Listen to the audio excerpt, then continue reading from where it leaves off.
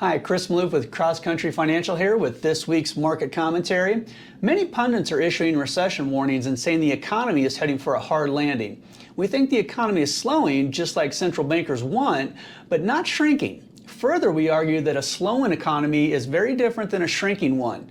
Curious as to what the rest of the year looks like and how it might affect your portfolio? Stick around, we're going to give you some guidance.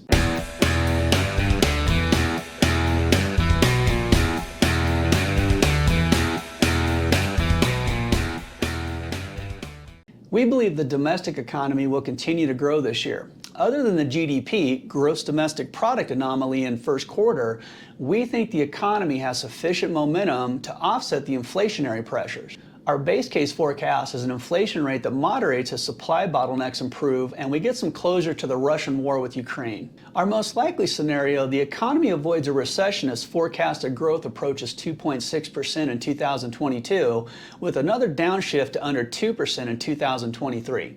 The U.S. economy grew 5.7% in 2021 after contracting by 3.4% the previous year. Last year, consumer spending was extremely robust, particularly on consumer goods, as consumers were still less inclined to spend on services.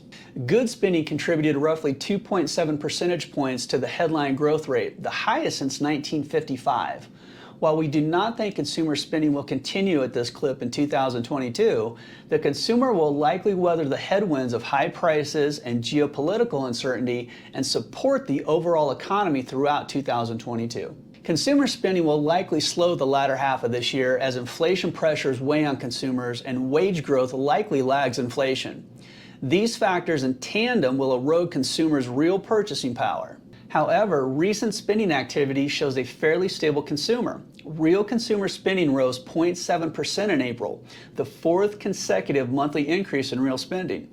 The job market is tight, supporting consumer spending from gains in personal income, but the real cushion for consumers comes from roughly $3 trillion in excess savings accumulated during the pandemic. If supply bottlenecks improve, we expect to see firms restocking inventories, supporting underlying economic growth. The latest reports from the Institute of Supply Management show that order backlogs are declining for both the manufacturing and service sectors. As firms have improved access to required inputs and as the transportation sector recalibrates to the current environment, the economy could likely see growth in the latter half of this year and avert recession. Inflation is still the wild card though. Inflation will still likely be above the Federal Reserve's long-term targets, but inflation growth rates will likely cool throughout this year. Improvements in supply chain impacted consumer prices. Technically, consumer price changes lagged for months and are 72% correlated with the New York Fed's global supply chain pressure gauge. Given the improvement in supply chains, inflation pressures should subside. And as inflation eases, the Fed will not likely need to increase rates much above neutral. A slowdown in residential investment will likely have a big impact on growth this year. The slowdown could come from both the demand and supply side as interest rates increase. Residential investment will put a drag on growth in the second half. A slowdown in residential investment will likely have a big impact on growth the rest of this year. The slowdown could come from both the demand and supply side as interest rates increase. The average rate on a 30-year fixed-rate mortgage rose over 2 percentage points since the beginning of the year and has created a damper on housing activity. Secondary effects from rising mortgage rates will likely slow consumer spending. At the beginning of this year, the principal and interest payments on a $300,000 loan at 3.27% was just over $1,300 a month. At the end of May, the monthly payment rose by $366 a month. As housing becomes a larger percentage of an individual's budget, we will likely see a decrease in discretionary spending. When we look at changes in borrowing costs, we often focus on home buyers, but higher borrowing costs also affect builders.